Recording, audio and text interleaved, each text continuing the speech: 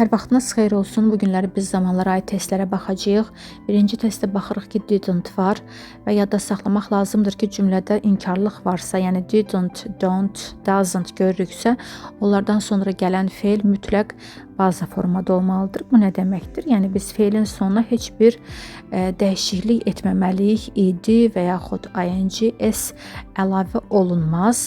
Və baxırıq ki, cümləyə didn't var. Dedik ki, baza formada olan fe'l istəyir. A variantı uyğun gəlir drink.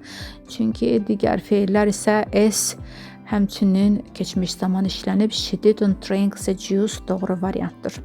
İkinci testdə baxırıq ki, ikinci testdə A variantında do var. Yadda saxlamaq lazımdır ki, do'dan, does'dan sonra baza fe'l tələb olunur ki, heç bir dəyişikliyə uğramamalıdır. B variantında are göstərilib. Is həm də bura daxildir ki, fe'l ing götürməlidir. Ondan sonra gələn fe'l, yəni bu indiki daməci zamanın struktur quruluşudur və C variantında isə have var.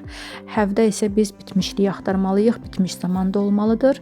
Baxırıq ki, cümləmizdə reading var. Dedik ki, əgər are varsa, is varsa, am varsa, təbii ki, fe'lin sonunda ing olmalıdır.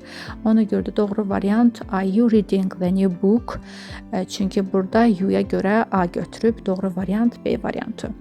Və üçüncü testdə isə sərbəst şəkildə özünüz işləyirsiniz, yorumlarda yazırsınız. Yadda saxlamaq lazımdır ki, does'dan, do'dan sonra gələn fe'l baza formada olmalıdır. Yəni heç bir dəyişikliyə uğramamalıdır.